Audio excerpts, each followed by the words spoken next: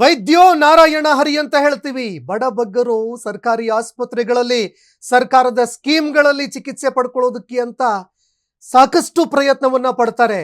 ಆದ್ರೆ ಅದರಲ್ಲೂ ಕೂಡ ಕೋಟಿ ಕೋಟಿ ಭ್ರಷ್ಟಾಚಾರದ ತಾಂಡವ ಆಡ್ತಾ ಇದೆ ಅಂತಂದ್ರೆ ಬಡಬಗ್ಗರನ್ನ ಇದು ಹಿಂಡಿ ಹಿಪ್ಪೆ ಮಾಡ್ತಾ ಇದೆ.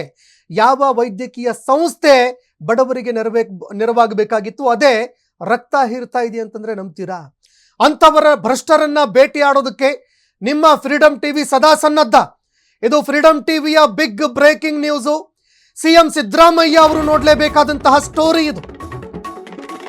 ವೈದ್ಯಕೀಯ ಶಿಕ್ಷಣ ಸಚಿವ ಶರಣ್ ಪ್ರಕಾಶ್ ಪಾಟೀಲ್ ಅವರು ನೀವು ಕೂಡ ನೋಡಲೇಬೇಕಾದಂತಹ ಸುದ್ದಿ. ನಿಮ್ಮ ಮೂಗಿನ ತುದಿಯಲ್ಲಿ ನಿಮ್ಮ ನೆರಳಲ್ಲಿ ಎಂತಹ ಭ್ರಷ್ಟಾಚಾರ ನಡೀತಾ ಇದೆ ಅನ್ನುವಂಥದ್ದನ್ನ ಫ್ರೀಡಮ್ ಟಿವಿ ಬ್ರಹ್ಮಾಂಡ ಭ್ರಷ್ಟಾಚಾರದ ರೆಕಾರ್ಡ್ ಅನ್ನ ಬಯಲಿಗಿಳಿತಾ ಇದೆ. ಬೆಂಗಳೂರಿನ ನೆಫ್ರೋ ಯೂರಾಲಜಿ ಈ ಸಂಸ್ಥೆಯಲ್ಲಿ ಭ್ರಷ್ಟಾಚಾರ ತಾಂಡವವಾಡ್ತಾ ಇದೆ. ಕಿಡ್ನಿ ಒಂದು ಬಿಟ್ಟು ಎಲ್ಲವೂ ಕೂಡ ಇಲ್ಲಿ ಮಾರಾಟಕ್ಕಿದೆ.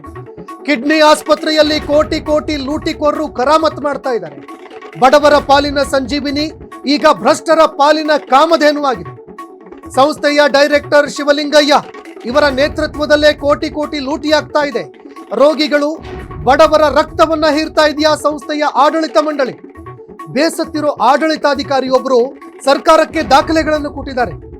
ಸರ್ಕಾರದ ಪ್ರಧಾನ ಕಾರ್ಯದರ್ಶಿಗೆ ಆಡಳಿತಾಧಿಕಾರಿಗಳು ಇದಕ್ಕೆ ಸಂಬಂಧಪಟ್ಟಂತೆ ಮಾಹಿತಿಗಳನ್ನು ಕೊಟ್ಟಿದ್ದಾರೆ. ಡೀಟೇಲ್ಡ್ ಕಂಪ್ಲೇಂಟ್ ಕೊಟ್ಟಿದ್ದಾರೆ.